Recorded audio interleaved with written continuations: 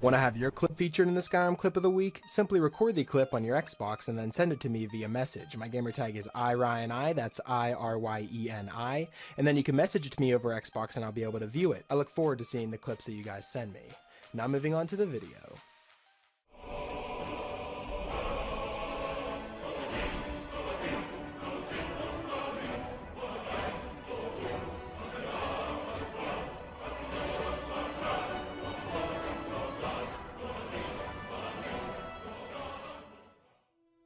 Hey, what's up guys, it's Ryan, and welcome back to another episode of Modded Monday. We're on week number 238 now, guys. I've picked out 5 new mods for you guys to check out and perhaps add them to your load order if you find them interesting. But like always, before we jump into them, I want to remind you guys that I'm partnered with GamerSupps, which in my opinion is the best energy drink on the market. So if that sounds like something you're interested in, be sure to check out the link in the description where you can go to their store page, and you can also use the code RTD for a 10% discount on all your purchases. I also want to say, don't forget to subscribe so you don't miss any brand new mods each and every single week. Now that all that's out of the way, we can jump into this week's mods, and starting us off we have a small vampire mod called Blood and Alchemy. The mod page reads that this is now an alternative way to feed. You can now hunt and gather meat, harvest the blood, and purify it by your own means. And what this mod does is it makes it so you can create potions of blood from animals instead of killing humans. So if you become a vampire and you're maybe a pacifist vampire in a way, or maybe you don't want to harm anyone in the town that you live in and you really need to feed, you can now create potions based off of, if you go out hunting, you can now turn the meat of animals into concentrated blood. Each type of animal provides different kinds of blood, and though the blood satisfies vampiric hunger, it does come with some side effects as well. As animal blood wasn't intended for vampires, each type of animal will have a different varying debuff for the player. And in order to get around these debuffs though, you can search for certain ingredients that purify the animal blood into a potent potion of blood. And additionally, some of these effects can last up to 7 days. And this is drawing heavily from the Witcher series, however they felt as though it fits the alchemical theme of the mod.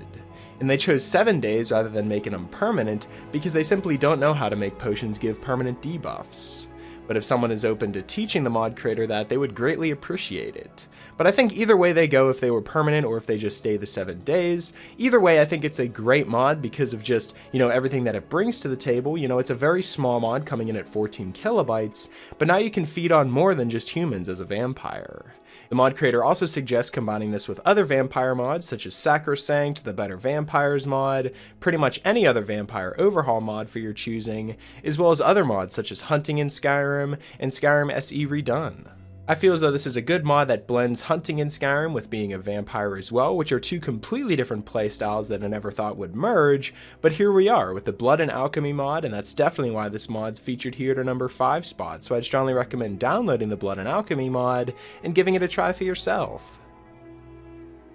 Coming in at our number 4 spot, we have a mod that I've included in a lot of my load orders and covered in the past, but it recently became its own bundle and is now completely expanded.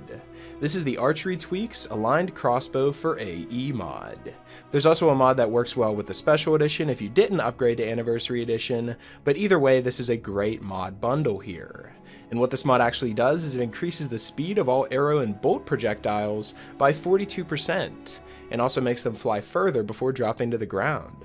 It's been tested and fine-tuned over the years to achieve what the mod creator feels is a perfect compromise between realism and good gameplay.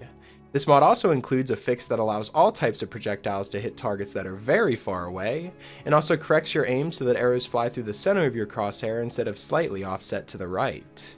It also disables that pesky auto-aim and stops NPCs from dodging your arrows like Neo.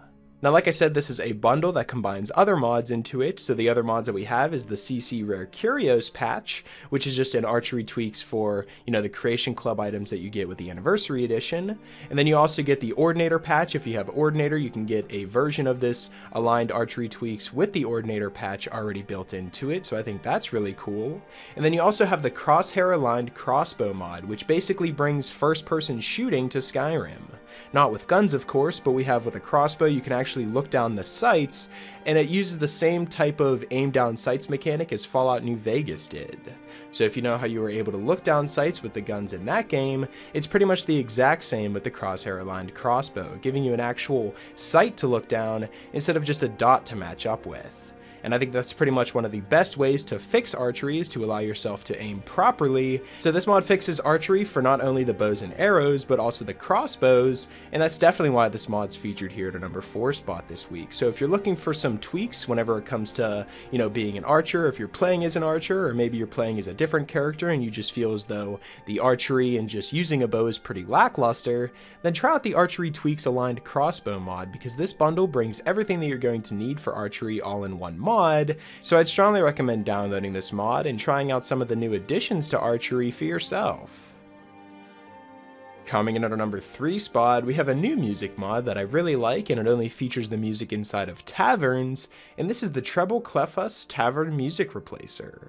And this is a very small 6.06 megabyte mod that's a standalone version of their new soundtrack replacer, which is just the Treble Clefas Soundtrack Series High Fantasy version, which is actually something we've covered on this channel before. So this mod only replaces the tavern music with newer tracks from that mod, and it's compatible with all mods except those that also change the tavern music. So if you have another music mod installed on top of this, as long as it doesn't change the regular tavern music, which pretty much most music mods on Xbox don't, then this mod will work with pretty much any music mod you have out there. So you can have tons of different music as you're exploring Skyrim, and then you head on into a tavern and you have its own unique music for each tavern as well. And I think that's very cool, because one of my biggest complaints with Skyrim is you don't actually have a need to travel to most buildings in the game. If you don't have a quest there or you don't have any items to sell, there really is no need to go to the inner tavern. It's more so just there to go and have fun, meet a couple NPCs, maybe get a side quest, but I really like combining, if you maybe noticed in my last load order, I added the Sleep to Level Up mod, which makes it so you actually have to go back to your home bed, or you have to go to an inner tavern if you don't have a house yet, to actually sleep and, level up your character, so you actually are forced to go do that. Making it so you actually have to go to an inner tavern every once in a while if you want to progress your character, and adding, tavern music to, this special moment whenever you're going to level up. You could walk into an inner tavern after a long journey, so much exploration, you've almost died several times, you're barely encumbered, you're going to sell your stuff tomorrow and you just want to get that level up, and you walk in and you hear this.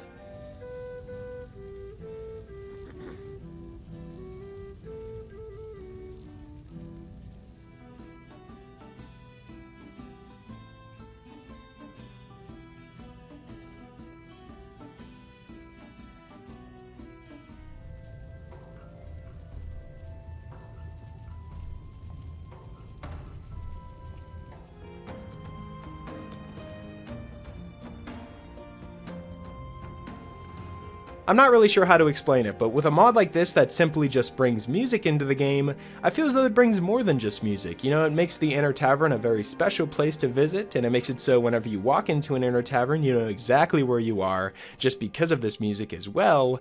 And like I said, if you combine it with other mods like the Sleep to Level Up mod that actually forces you to travel to inner taverns or into your house to level up, then you'll actually have more reason to go to the inns and you'll be hearing this music more, and I feel as though it just brings so much more life to Skyrim, and that's definitely why this mod's featured here at our number 3 spot, so I'd strongly recommend downloading the Treble Clefas Tavern Music Replacer mod.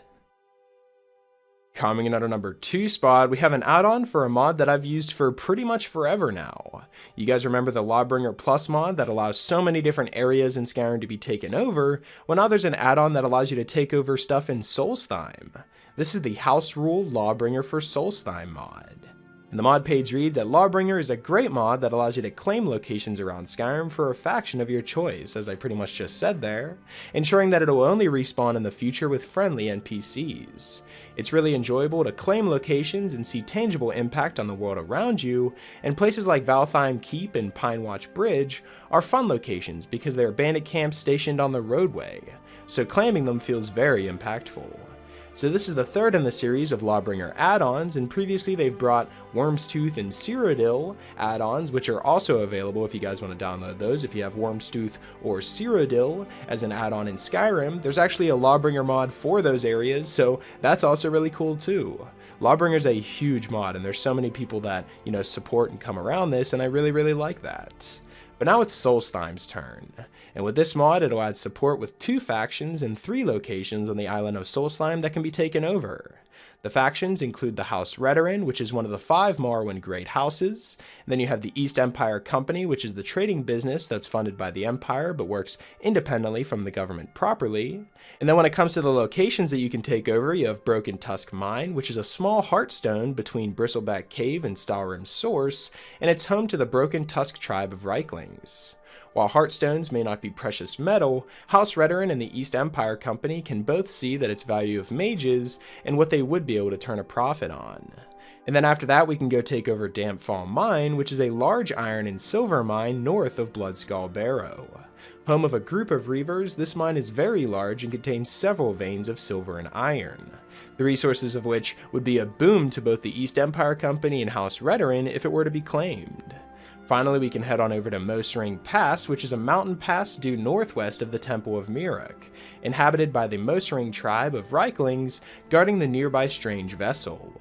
House Redoran and the East Empire Company have both vested interest in investigating this piece of Dwemer tech, so now it's up to you to decide who gets ownership of it. So there's so much to do inside of Solstheim just with this one 3.92 megabyte mod. It allows you to take over 3 new locations that, once taken over and you choose what faction owns it, the faction will then move to that location within the next 24 hours and start using that as an actual resource. So if you take over the iron mine and you make it so it's for House Redoran, wait 24 hours, then House Redoran shows up and their guys will start being there, and it'll actually be like a friendly location now that you can use. And that's definitely why this mod's featured here at a number 2 spot, so I'd strongly recommend downloading the House Rule Lawbringer for Solstheim mod.